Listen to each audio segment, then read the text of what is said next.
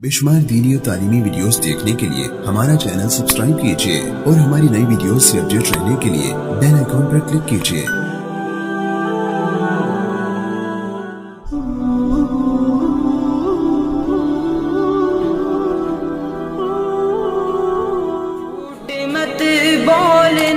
झूठ इतनी बुरी बीमारी है और इतना बड़ा गुनाह है कि अल्लाह के रसूल से किसी ने पूछा, सहाबी ने, क्या मोमिन बुज़दिल हो सकता है? फरमाया हाँ हो सकता है। क्या मोमिन बखील भी हो सकता है? फरमाया हाँ हो सकता है। पूछा, क्या मोमिन झूठा भी हो सकता है? तो अल्लाह के रसूल का जवाब यह था, वो मोमिन नहीं जो झूठ बोले।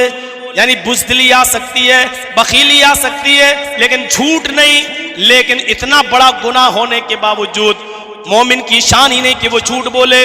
मेरे भाइयों, इतना बड़ा गुनाह होने के बावजूद अल्लाह के रसूल इजाजत देते हैं, अगर दो मुसलमानों के दरमियान तफरीक है, लड़ाई है, झगड़ा है, उन दोनों के दरमियान अगर सुलह कराने में तुम्हें झूठ बोलना पड़ रहा है तो बोल दो। अगर झूठ बोल कर वो दोनों एक हो रहे हैं तो बोल दो। लैसल कज़्ज़ाब अल्लज़ी युस्लिहु बैनन नास, जो लोगों के दरमियान इस्लाह कराए और उसको बीच में झूठ बोलना पड़े तो झूठ बोलने वाला कज़्ज़ाब नहीं है। झूठ बोलने वाला झूठा नहीं लिखा जाएगा अल्लाह के यहां। देखें आप, वो झूठ